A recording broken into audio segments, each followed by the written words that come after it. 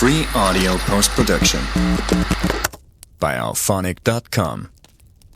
Every autumn, as the cool season creeps into Southeast Asia and the Mekong River runs low under the harvest moon, thousands gather along its banks in northeastern Thailand and Laos. They wait in silence, some whispering prayers, some holding smartphones, others clutching incense or beer bottles, all staring into the black mirror of the river. Then, without warning, it begins.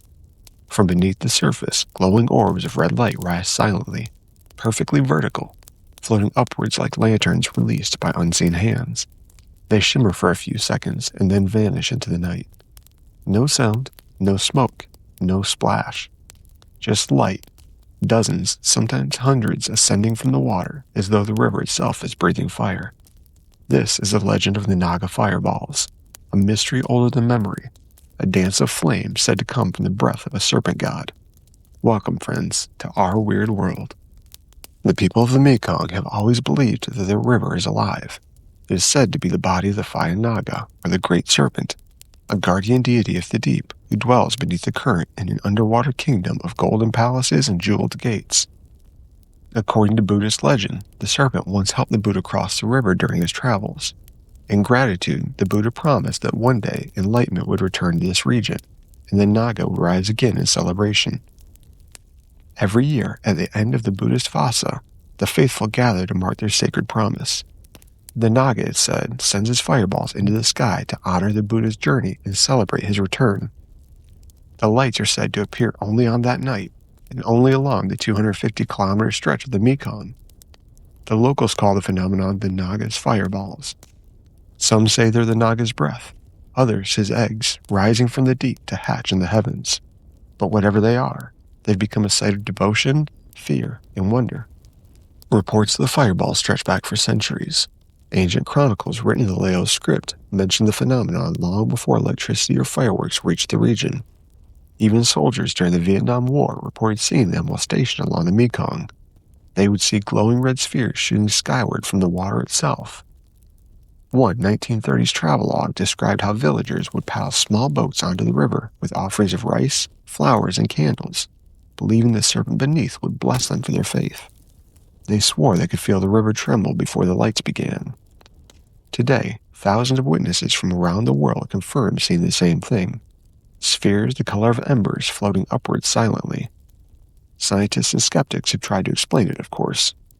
Several Thai universities have studied the phenomenon since the early 1980s.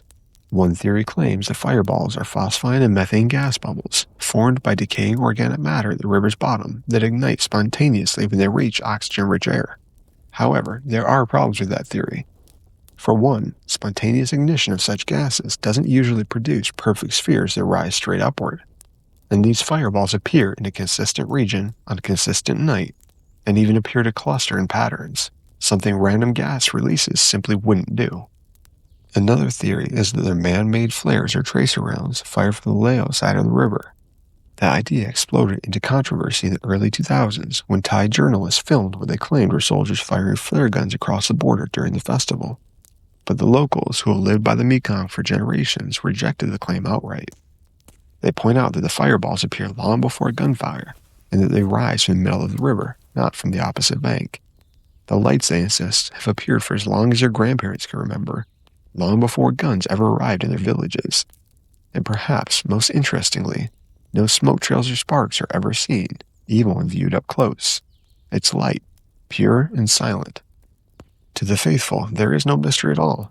The Mekong itself is alive, a boundary between the human world and the serpent's domain. Folklore across Thailand and Laos tells of massive water serpents that guard the rivers. They're said to be shapeshifters, able to appear as monks, men, or even boats when they wish to cross unseen. In the temple murals of Nong Khai, the Naga coils through the water, his scales glimmering like bronze. Monks say his realm stretches deep beneath the earth into a network of caverns and tunnels, linking the Mekong to the other sacred rivers of Southeast Asia. The fireballs, they say, are his way of speaking, not to us, but to the heavens. Some even claim the fireballs aren't just random, they appear in response to prayers. Elder villagers tell stories of seeing them rise directly above boats carrying monks chanting through the night. The louder the chanting, the stronger the faith, the higher the flames. Every legend needs a witness, and this one has plenty. In 1987, a fisherman named Somchai from a nearby town claimed he was out casting nets late at night when he saw the river glow beneath his boat. He leaned over and saw a bright red orb forming beneath the surface, perfectly round, before it shot upward past his face, leaving a trail of heat but no smoke. He swore his hair stood on end for days afterwards. In 1999, a group of local police officers stationed near the river recorded the fireballs appearing in a straight line across the water. They said the lights rose every few minutes, no sound and no explosion, until the pattern faded just before midnight. And one monk told of a night when the temples were empty except for him. He meditated beside the river as part of a ritual to honor the Naga. He said he felt the presence of something ancient, as old as water itself. When he opened his eyes, a single red flame floated upward and vanished into the night. He took it as a sign that the Naga had heard his prayers. Today, the Naga Fireball Festival draws tens of thousands every year. Vendors line the riverbanks selling grilled fish, paper lanterns, and sticky rice. When the sun sets, fireworks light the air. Some set off by tourists, others by locals trying to mimic the real event. But when the true fireballs come, the crowd changes. All noise stops, all eyes fix on the water. A murmur spreads through the crowd as one, then two, and dozens of glowing orbs rise, red as embers and silent as ghosts. Some people cheer, some cry, others even fall to their knees and pray. Whether the phenomenon is supernatural or natural, real or ritual, has become something much greater, a moment where science, faith, and myth meet in the flicker of flame. It reminds everyone gathered there that sometimes the world still has secrets. Modern cameras, scientific teams, and drone footage have all failed to capture consistent, verifiable explanation. The lights appear, and then they just vanish. Some nights they rise by the hundreds, other years only a handful, but always on the same sacred night. And so each year, believers return to the riverbanks. They bring food, offerings, and questions, hoping to catch a glimpse of the serpent's fire.